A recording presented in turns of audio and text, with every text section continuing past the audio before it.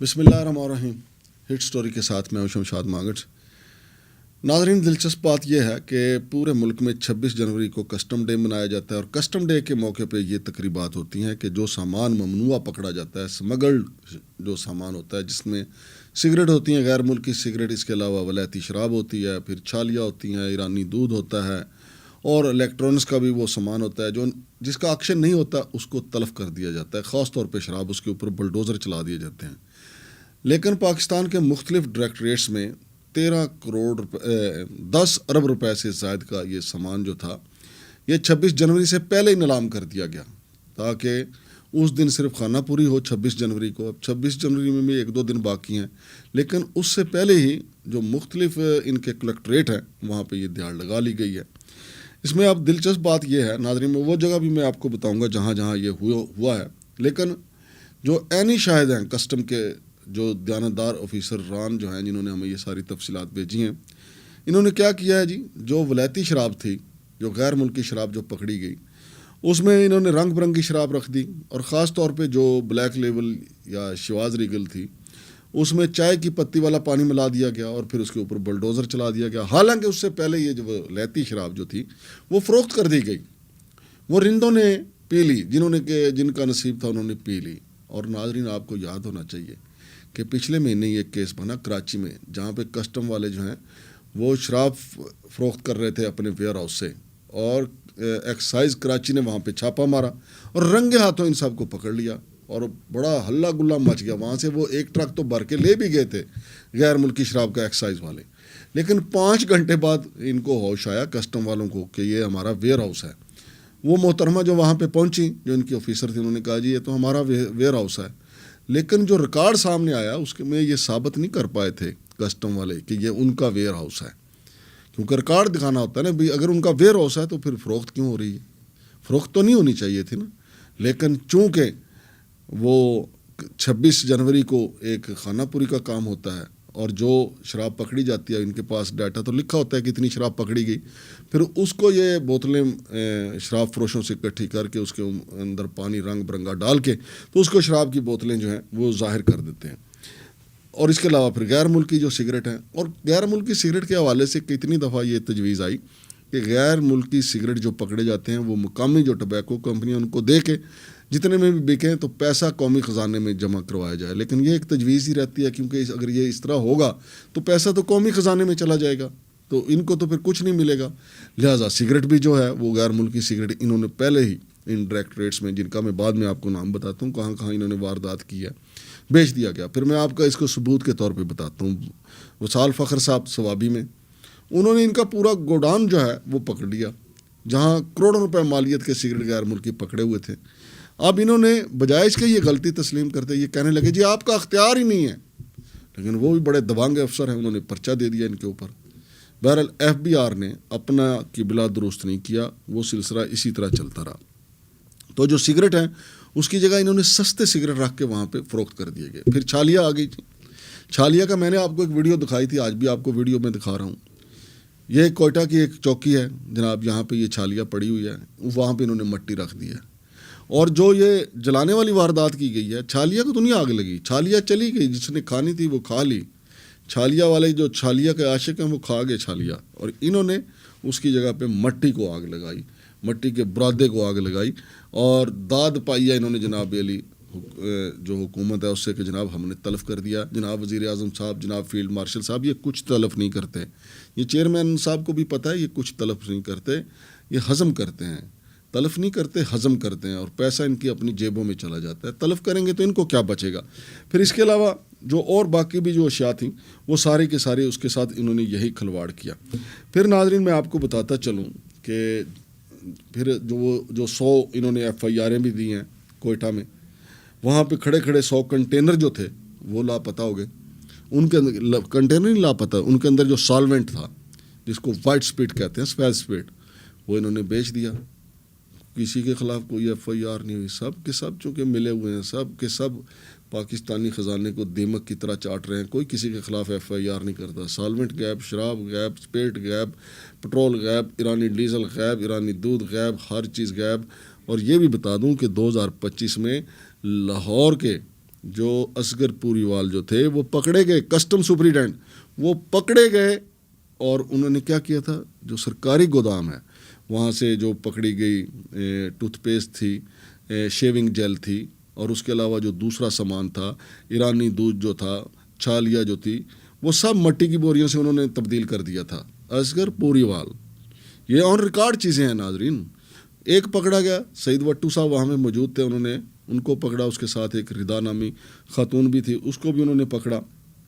اور یہ جو وارداتیں ناظرین جو ریکارڈ پہ سامنے آئی ہیں، ان میں جو کلیکٹریٹ شامل ہیں، ان میں کراچی ہے. کراچی میں بتایا جا رہا ہے کہ جی وہاں پہ 13 کروڑ روپے کا انہوں نے ہاتھ مارا ہے.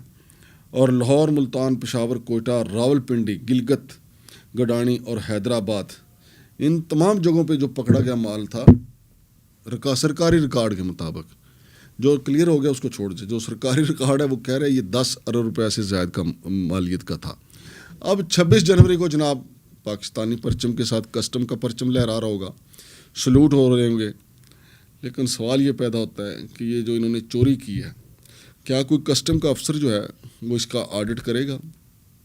کیا چیئرمین FBR صاحب یہ چاہیں گے کہ اس چیز کا آڈٹ ہونا چاہیے کہ جو سال بہر پال پکڑا گیا، جتنی شراب پکڑی گئی وہ کہاں گئی؟ آخر کیوں اتنی جلدی 26 جنوری جو ایک کسٹم ڈے ہے اس کا انتظار کیوں نہیں کیا؟ اس کا انتظار کیے بغیر ان کو تلف کر دیا گیا. پھر ناظرین آپ کو یہ بھی بتا دوں، یہ جو ٹائر پکڑتے ہیں، ٹائر یہ جو ٹائروں کے تاجر ہیں ان کو بیچ دیتے ہیں اور ان کی جگہ پہ پرانے ٹائر رکھ دیے جاتے ہیں. اسی طریقے سے الیکٹرانکس کا سامان ہے، الیکٹرانکس کا سامان جو ہے وہ تاجروں کو جو الیکٹرانکس کا کاروبار کرتے ہیں ان کو دے دیا جاتا ہے اور ان سے خراب مال وہاں پہ رکھ دیا جاتا ہے. اسی طرح ایرانی دودھ جو ہے وہ تاجروں کو دے دیتے ہیں اور وہاں مٹی بھر کے رکھ دیتے ہیں. یہ ساری وارداتیں جو ہے کسٹم والے خود کرتے ہیں اور اپنی نگرانی میں کرتے ہیں، اور کسی کو ان کی کوشش ہوتی ہے کسی کو کانوں کان خبر بھی نہ ہو. یہ ان کی فنکاری ہے، یہ ان کی کاراگری ہے. اور نہ ہی پاکستان کا کوئی ادارہ، نہ نیب ان پہ ہاتھ ڈالتا ہے. وہ نیب کا تو خیر نیب اس کے کس طرح ڈالے، FIA والے ڈال سکتے ہیں ہاتھ، لیکن وہ بھی ان کے پاس بھی اتنا برڈن ہے، وہ کس کام کو FIA والے دیکھیں گے. لیکن یہ تو خود ایک سرکاری ادارہ ہے. چیئرمین صاحب چاہیں تو وہ اپنے جو عملہ ہے ان کا، لیکن ان کا عملہ بھی کیا کریں، وہ تو پہلے صرف ٹیکس چوری میں ملوث تھے، اب وہ انسانی سمگلنگ میں بھی ملوث ہو گئے ہیں. FBR والے جو تازہ ترین سٹوری آئی ہے، ان کا گریڈ 18 کا افسر جو ہے فرانس کے ویزے لگواتا ہوا پکڑا گیا، مسٹر عتیق الرحمان.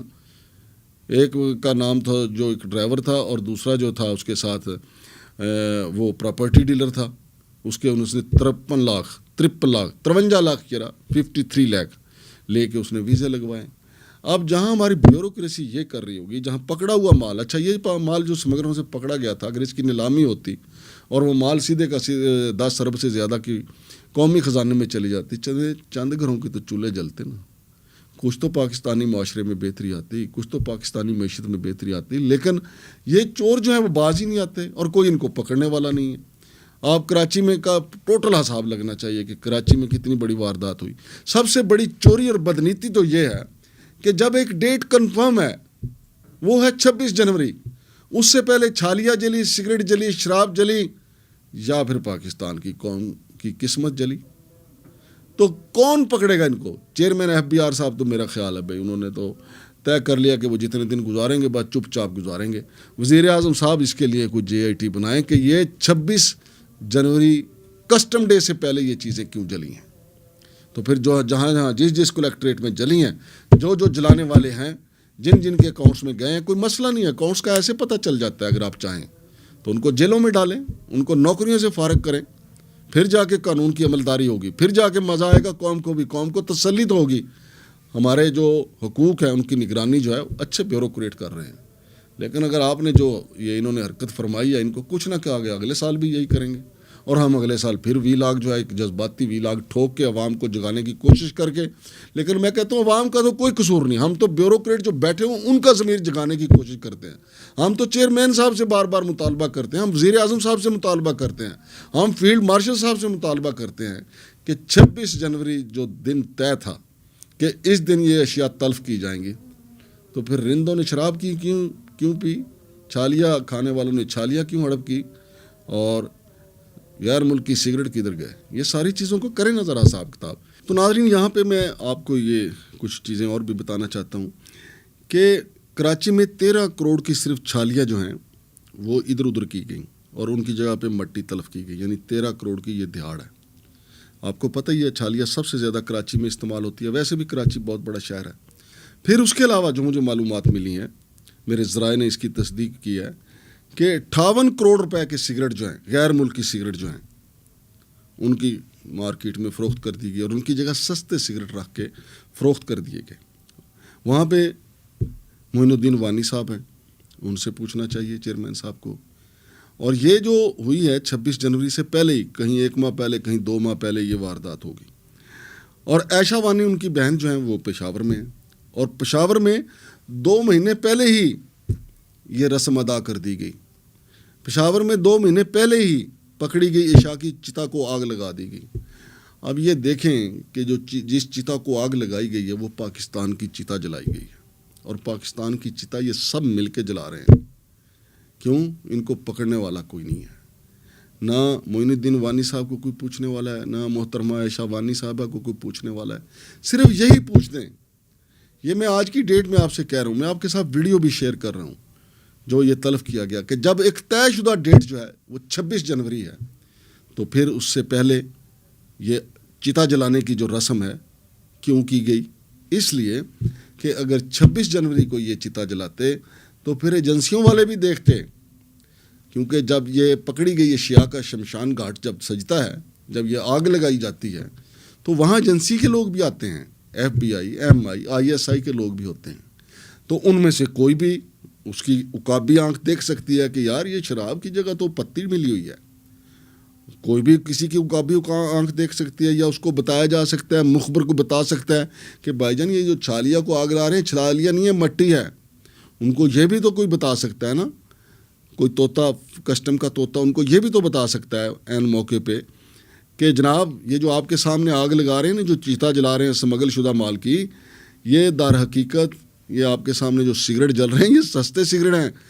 مہنگے سگریٹ تو 58 کروڑ کی دیہڑی لگا چکے کراچی والے، لاہور والوں کی دیہڑی الگ ہے۔ آپ کو یاد ہونا چاہیے، یہ سٹوری میں نے 6 ماہ پہلے دی تھی کہ وہاں سے 70 کارٹن جو ہے وہ چوری ہوئے تھے، 70 کارٹن سگریٹ کے۔ اب وہ کتنی مالیت ہے آپ اس کا خود اندازہ لگا لیں۔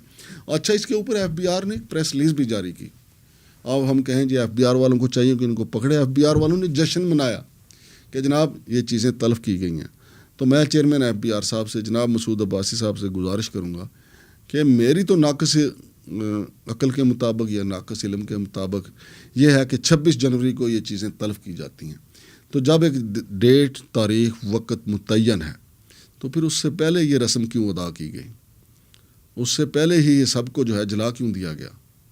یہ سمگل شدہ اشیاء کے نام پہ جو ملبہ آپ جلا رہے ہیں، در حقیقت پاکستان کی قوم کی قسمت سے آپ کھیل رہے ہیں، پاکستانی معیشت کو آپ جلا رہے ہیں۔ انشاءاللہ العزیز ہم تہ دل سے نیک نیتی سے آواز بلند کرتے رہیں گے۔ امید ہے کہیں نہ کہیں کسی نہ کسی تک تو ہماری آواز پہنچے گی۔ شمشاد مانگٹ کو اجازت دیجیے، اللہ حافظ۔